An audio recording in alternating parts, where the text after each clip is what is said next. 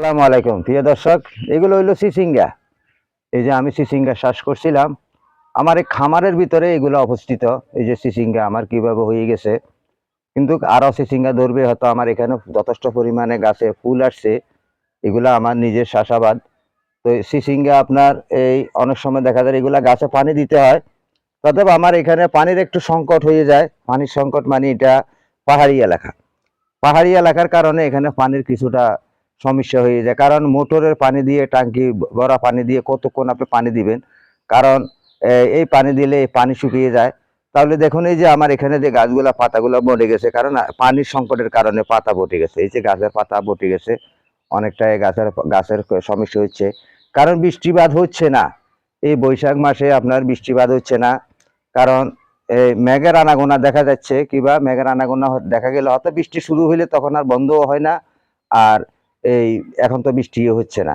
তাই এটা হলো আমার চট্টগ্রাম হাটাজারি আদর্শ গ্রাম মধ্যম পাহাড়তলিতে আমার এই খামারটা অবস্থিত।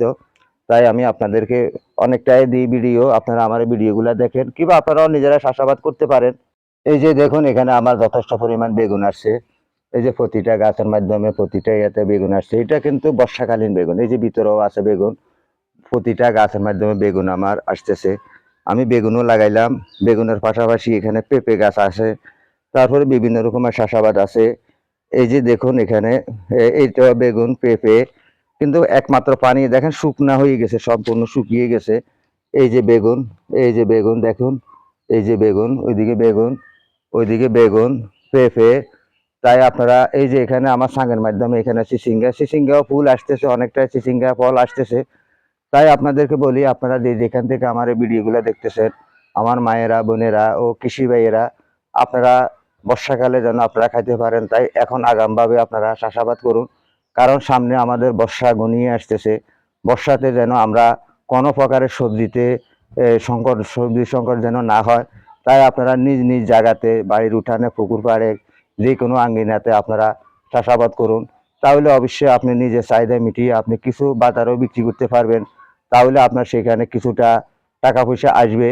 টাকা পয়সা আসবে, নিজের খরচটা মেনটেন হবে, কিংবা বাজারেও তরকারির দাম সস্তা হবে। কারণ ভারী বর্ষণ যখন হয়, তখন চতুর্দিকে প্লাবন হয়ে যায়, নিচু জায়গাগুলোতে সবজি আর হয় না, সেগুলা তলিয়ে যায়, পানিয়ে তলিয়ে যায়। তাই আমরা উঁচু জায়গাতে কিংবা বিল্ডিং এর ছাদে আমরা চাষাবাদ করতে পারি। আপনারা পারেন বিজলি প্লাস 2020 একটা মরিচ আছে, সেটা চাষাবাদ করতে, কিংবা লাউ, মিষ্টি কুমড়া, তারপরে বেগুন, বর্ষাকালীন বেগুন, যেমনটি আমি এখানে বেগুন লাগাইছি। এই যে দেখেন বেগুন কিভাবে আমার বেগুন হয়েছে। তাই আমি সকলের প্রতি আহ্বান জানাচ্ছি, আপনারা চাষাবাদ করুন।